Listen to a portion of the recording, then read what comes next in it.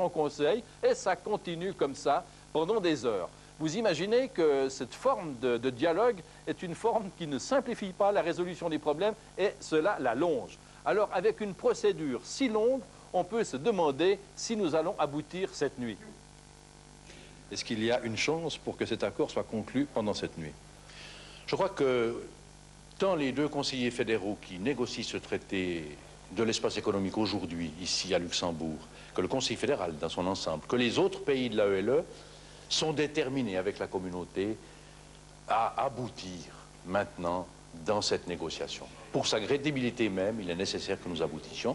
Nous espérons que cette nuit, il y aura un résultat. Il y a des points de friction qu'on n'a pas réussi à éliminer au cours de ces dernières semaines, voire de ces derniers mois. Si on n'y parvient pas ce soir, est-ce qu'il vaudrait la peine de prolonger d'une quinzaine de jours encore la négociation, ou serait-ce inutile? Alors je crois qu'au niveau politique, réunion des ministres, tout est dit, et que nous ne pouvons pas imaginer, ou difficilement imaginer, une nouvelle ministérielle des pays de la communauté et de l'AELE. En revanche, s'il devait y avoir, comme vous le dites, quelques points du traité qui méritent une négociation plus approfondie, négociation de détail, dirais-je, et que nous en chargions d'une manière très précise nos négociateurs de part et d'autre, on ne peut pas exclure que cette négociation, en effet, se prolonge quelque peu. Mais elle ne se prolongerait pas au-delà d'un temps fort bref, car maintenant, l'EVR a été négocié, tout est dit, il faut le conclure, ou, si c'est impossible, ne pas le conclure, mais continuer encore longtemps la négociation, cela relève alors de l'impossible. Alors vous êtes là, deux conseillers fédéraux. Si l'accord est conclu cette nuit, est-ce que vous allez pouvoir vous prononcer au nom du Conseil fédéral, en quelque sorte, sur cet accord, en acceptant de le signer ou pas? Oui, c'est l'avantage. Nous sommes à la fin de cette négociation, et les deux conseillers fédéraux ici présentent un mandat très précis, qui leur laisse une certaine latitude, bien sûr, mais qui détermine leur possibilité de se prononcer en faveur ou au contraire en faveur pour un rejet de cet accord. Nous souhaitons pouvoir l'accepter. Nous n'en sommes pas très loin d'ailleurs. Alors, comme vos collègues ministres de l'AELE, vous avez une certaine marge de manœuvre ce soir, vous venez de nous le dire. Est-ce que les ministres de la communauté européenne ont eux aussi une marge de manœuvre, ou bien ont-ils un mandat impératif? Je vous rends attentif au fait que, de toute façon, la commission de la communauté était le négociateur qui était avec nous. Maintenant, les ministres, dans leur conseil, ont un certain nombre de décisions à prendre. J'ignore quelle est la part de leur mobilité, leur marge de manœuvre. Elle n'est pas très considérable, car nous voyons bien les positions maintenant se cristalliser. Mais de toute façon, il est bien clair que chacun des États des 12 devra, par la suite, à son tour, accepter ce traité, comme devra l'accepter le Parlement européen. C'est dire que la parole des ministres n'est pas le dernier mot, pas plus qu'elle ne l'est chez nous, d'ailleurs, où nous aurons encore, si nous disons oui, à présenter ce traité au Parlement suisse, et ensuite, par référendum obligatoire au peuple suisse. Vous le voyez, Dominique, cette nuit est donc décisive et très très importante pour l'avenir de notre pays. Et maintenant, il est encore impossible de savoir au-devant de quoi nous allons. Très bien, je vous remercie Gaston. C'est une nuit que nous allons suivre, bien sûr. Le suspense continue, vous l'avez entendu. Peut-être d'autres informations dans TG Nuit qui est prévu ce soir aux alentours de 22h45. Avant de retrouver Claude Toracinta et ses invités qui vont peut-être ajouter quelques commentaires à ce que vient de dire Gaston Nicole, je vous rappelle cette information que je vous donnais en cours de journal. C'est une confirmation. L'otage américain Jesse Turner, qui était détenu par le djihad islamique, a été libéré ce soir à 19h, heure suisse, au Liban. C'est ce qu'a annoncé l'agence officielle iranienne. Et puis de même source, on a précisé que M. Turner a été remis quelque part au Liban, au service de renseignement syrien. Voilà, je vous propose tout de suite de nous retrouver au Studio 4 avec Claude Toracinta et ses invités. Merci Dominique Huppy. Alors, vous l'avez entendu, le traité n'est pas conclu, on attend encore quelques heures, cette nuit, demain matin, mais une chose est certaine, l'Europe, le dossier européen, va être un des dossiers majeurs auxquels va être confronté le nouveau Parlement qui vient d'être élu ce week-end par vous. Et alors je pense, Daniel Mona, que c'est quand même assez intéressant d'entendre les réactions de vos invités à ce qui vient d'être dit, et d'une manière générale. Comment voit-il le dossier européen dans le nouveau Parlement? Car malgré tout, une des choses qui frappe, c'est qu'il y a un nombre, peut-être une quinzaine de membres du Conseil national, notamment, qui semblent être peut-être moins européens que pouvait l'être le précédent Conseil national. Alors, l'Europe et le nouveau Conseil national. Il serait intéressant, par exemple, de savoir si nos invités sont favorables à la signature de cet accord. Et qui veut s'exprimer? Laurent Revault. Oui, alors, on ne connaît pas les termes de l'accord. Moi, je suis favorable à ce que le Conseil fédéral le signe. Pas parce que je peux dire d'avance que je serai d'accord avec l'accord. Vous savez que le Parti écologiste est plutôt critique à l'égard de la démarche parce qu'elle est réduite à l'aspect économique des choses et que nous aimerions quelque chose d'un plus grand souffle politique et qui tienne mieux en compte les intérêts à long terme de l'environnement, de la nature et de la place de l'homme dans la nature. Cela dit, nous souhaitons, en tout cas je souhaite, que cet accord soit signé pour qu'on puisse travailler concrètement sur les conséquences que cet accord aura sur la législation suisse et sur la politique suisse. Je suis convaincu que nous avons beaucoup à apprendre d'un travail en profondeur sur les conséquences que cet accord aurait sur la Suisse et que nous puissions enfin, juger en connaissance de cause de ce que signifie la reprise de l'acquis communautaire pour la Suisse. Gilbert Couteau. En ce qui me concerne, je crois qu'on peut quand même dire aujourd'hui que ces négociations ont été en tout état fructueuses. Fructueuses pour la Suisse parce qu'elle a pu faire l'analyse de tout ce qui la distinguait de ses voisins, et fructueuse parce qu'il y a aujourd'hui, M. Felbert vient de le confirmer, une volonté politique. Et une volonté politique surtout du côté de la communauté européenne. Et ceci pourquoi? Parce que la communauté européenne est pressée d'approfondir ses relations avec ses voisins et à l'intérieur d'elle-même. Ceci parce que surtout les modifications qui sont en cours en Europe centrale et orientale obligent la communauté à prendre des décisions assez rapides. Vous êtes donc favorable à ce Alors, je suis personnellement favorable. Je dis qu'il est extrêmement urgent de prendre une décision au niveau des négociations qui se terminent. Il est urgent que le peuple puisse se prononcer parce que les délais courent. Et chaque semaine de plus pendant laquelle on n'a pas la totalité de l'accord sous les yeux, chaque semaine, c'est une semaine de moins que nous aurons pour informer la population de l'enjeu réel de notre rapprochement européen. Il est vrai que si vous, les députés, ne connaissez pas le contenu de cet accord, comment le peuple pourrait-il le connaître et avoir un avis là-dessus? Michel Beguelin. Alors, pour moi, l'espace économique européen est une transition utile et nécessaire, mais une transition, ce qui veut dire que lorsque le Conseil fédéral, ces prochains jours, décidera si oui ou non il accepte l'accord, en même temps, il devra déclarer qu'est-ce qu'il va faire à propos de l'adhésion à l'Europe, dans la démarche à long terme, à la communauté européenne. Et pour moi, cette déclaration, elle est absolument fondamentale. C'est la ligne politique, précisément, que l'on attend de notre gouvernement. Parce qu'ensuite, l'espace économique, c'est donc une transition, ça va durer quelques années, et il faut préparer justement notre peuple à prendre la décision finale. Je crois qu'on n'en est pas encore aussi loin. Les négociations de cette nuit établiront l'état final de l'accord possible.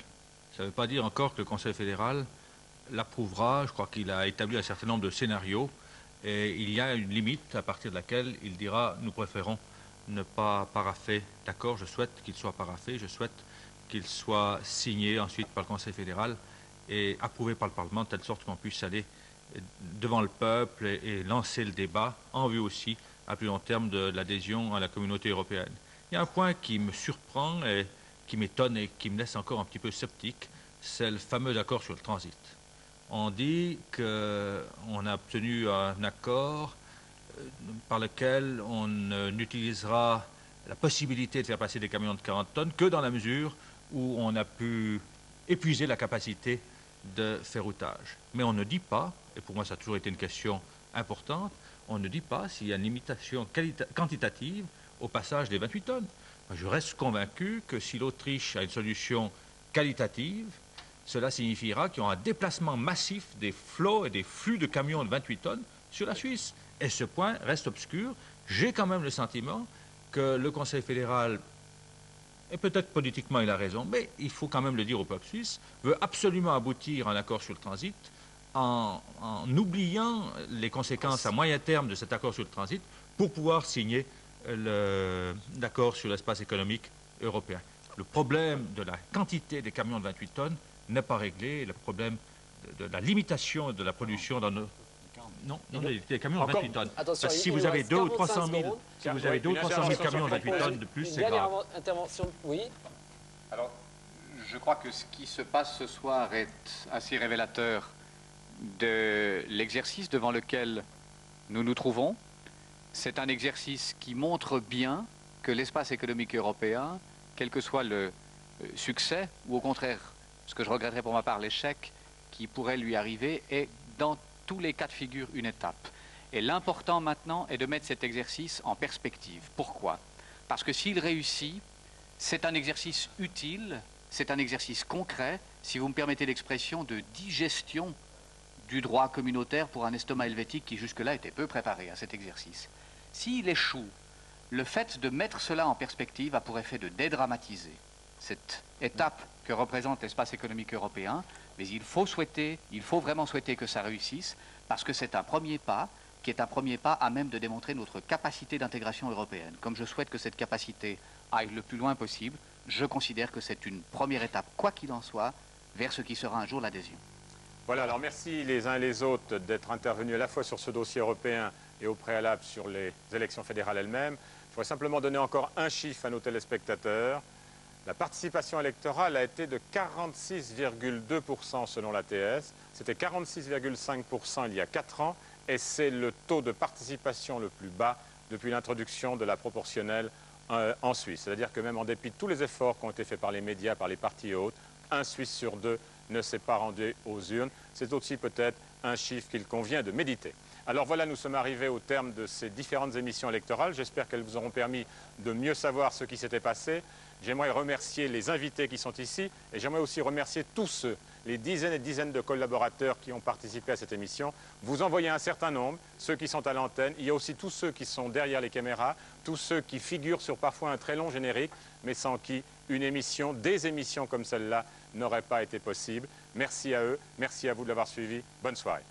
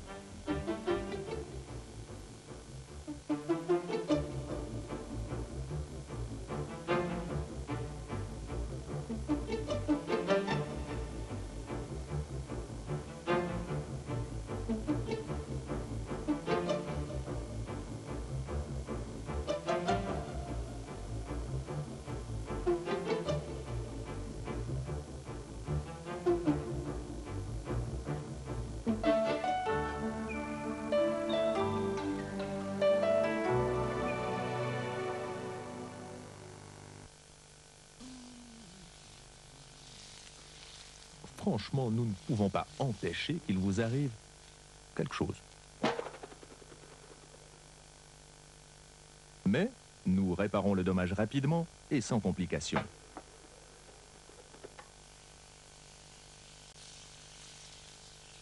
Union Suisse, l'assurance d'être compris. Ma sœur est une boutonneuse. Un vrai régal pour les boutons! Sa leçon nettoyant d'ordinaire ne suffit plus. Heureusement, Topexan tonique facial aide vraiment à combattre boutons et points noirs grâce à son action bactériostatique. Maintenant, elle l'utilise tous les jours et ça l'a vraiment changé. Peut-être même un peu trop. Nouveau, Topexant tonique facial. La différence saute aux yeux.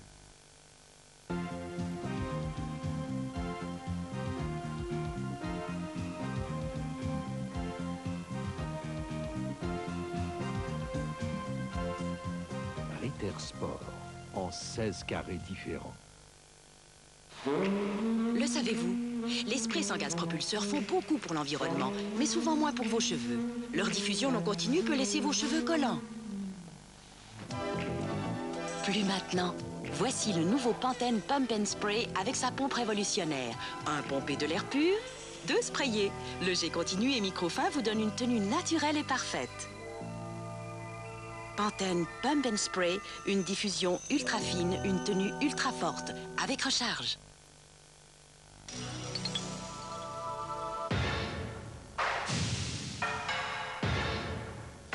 Le nouveau Brown Saphir.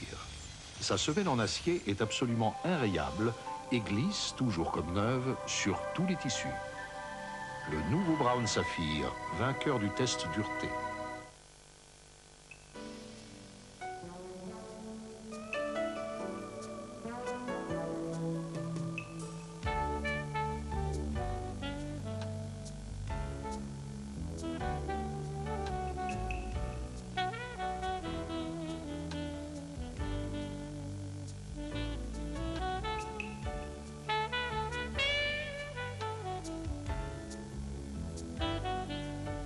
Nescoré, mes moments café.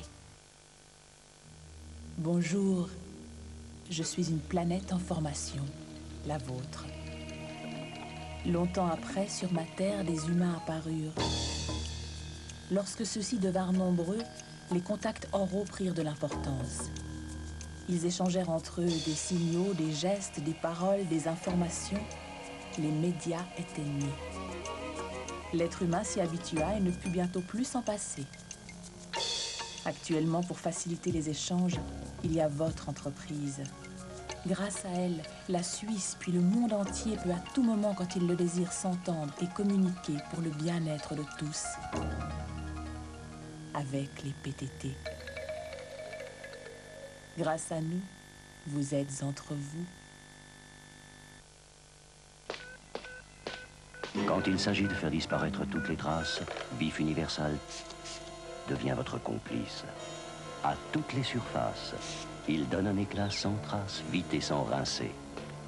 Bif Universal, et tout resplendit déjà comme si rien ne s'était passé.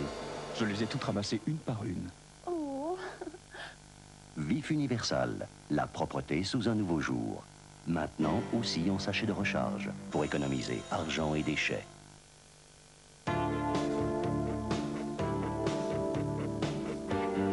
Mastro Lorenzo, votre espresso privatissimo.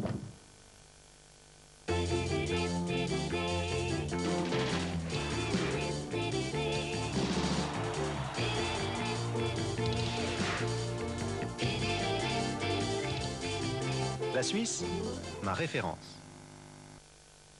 Le nouveau spray de Pantene, Pump and Spray. Un pompé de l'air pur, 2 sprayés d'un jet microfin. Et en plus, sa recharge écologique, si pratique. Pantene Pump and Spray, le système qui respecte l'environnement.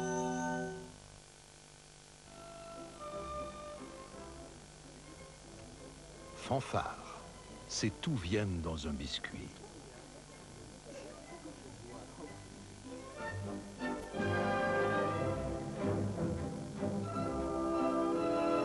Gaufrette irrésistible, fourrée de crème, enrobée de chocolat, selon la pure tradition pâtissière viennoise. Fanfare, une séduction fine et croustillante. Brillante la recharge de Meisterproper. Versez-la dans une bouteille, ajoutez de l'eau et c'est prêt. Moins de déchets, c'est mieux pour l'environnement. Meisterproper dans une recharge.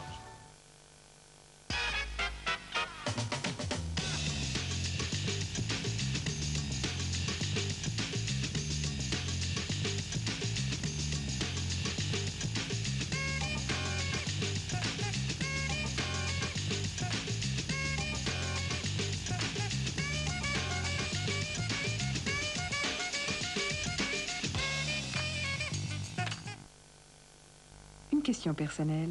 Ne faites-vous confiance qu'à ce que vous sentez? Alors essayez les softies de Zeva. Dans leur pochette, les softies ne sont pas seulement hygiéniques, mais en plus, les softies sont très doux. Vous pourrez ainsi vous moucher sans problème, comme vous le désirez. Essayez-les. Comparez les softies avec les mouchoirs en papier les plus doux que vous connaissez. Ça se sent, ça se voit, doux et propres à la fois. Essayez Softies de Zeva.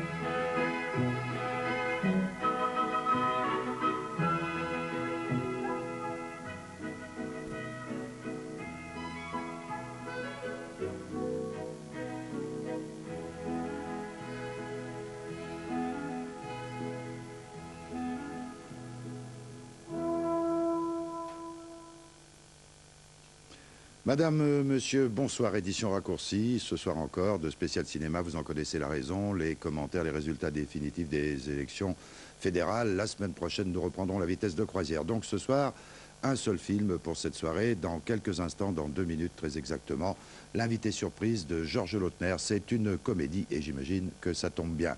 Auparavant, permettez-moi de vous signaler 2 manifestations importantes qui auront lieu en Suisse romande. La première va se dérouler à Genève du 24 au 28 octobre. C'est la 4e édition du Festival international de Genève Stars de demain.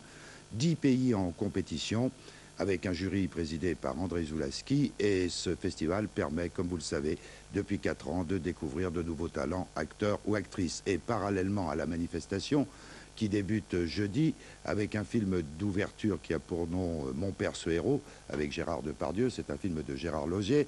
Donc départ jeudi, mais indépendamment de tout cela, il y aura une grande rétrospective, un hommage à Kieslowski avec la projection intégrale du Décalogue. Il y aura un hommage à Michel Simon.